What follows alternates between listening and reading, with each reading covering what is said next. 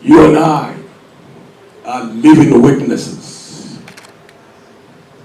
of the way that our country, our beloved country, has gone down in terms of its reputation in the international community by way of the mess that has been taking place in its domestic affairs. Meanwhile, the rich and the powerful constitute an infinitesimal fraction of the population. There's a yawning gap between the rich and the poor. It is unacceptable. I present myself, make myself available in view of all of these challenges to bring about a turn of events in our experience. We only live once. There's a sage that once said that the life of a man does not consist in the things that he possesses, but in the value that he brings to his life and the lives of many others. For that purpose, I have decided to make myself available. I fear no situation, I fear no man. I don't even fear my life. I care for the life of the generality of my people. For that reason, I'm in this race. Lest I be seen to be boastful, but there's a saying that testimonies are even able to convince better than preachers.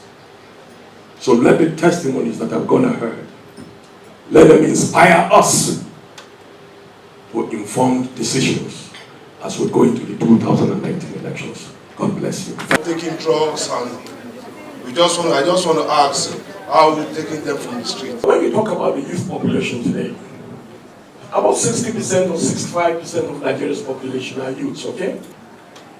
But the number of youths that are even employable are so much.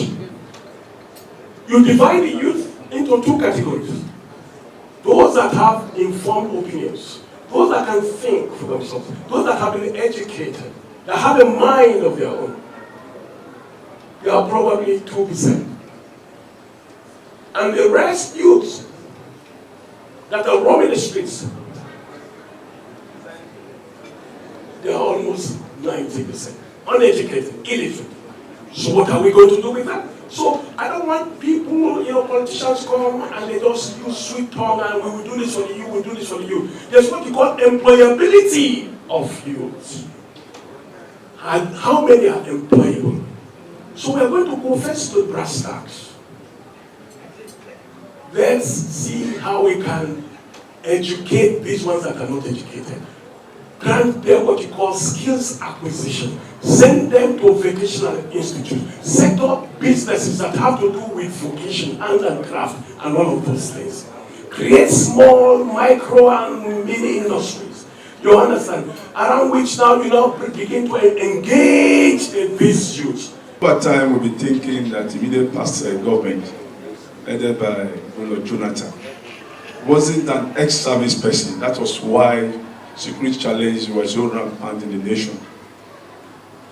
The current president is a general in the Nigerian army, yet we're still experiencing security problems all over the nation, Boko Harams. So it seems as if being an experienced or ex-service person or a security expert is no longer making them the president of the nation, is no longer a solution to the security challenges we are facing. What are we expecting from you as a new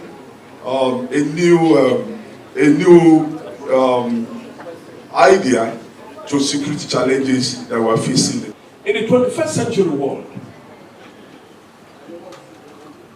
security has shifted from military security to what you call the concept of human security. And so if you don't get an understanding of these two concepts, then you begin to fire wrong, on very wrong cylinders. security agencies need to begin to divert their attention to the concept of human security within the understanding of, the global community. One, we are talking about food security. Where there's no food security, it will be difficult to fight insecurity. Two, we are talking about equality, equity.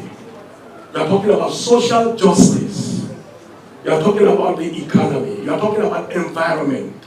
We are talking about the respect for the rule of law. When all of these things are absent, if you like, bring bombardiers in their numbers, it will not quell insecurity.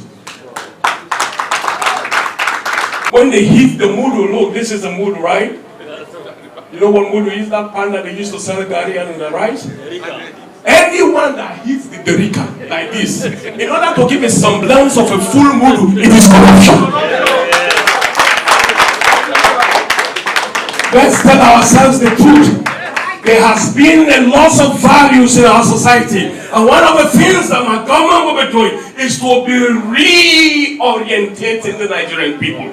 There must be a change of mindset. We are all guilty of this thing called corruption. So there must be what I call a moral revolution. And we'll be embarking on that. Thank you.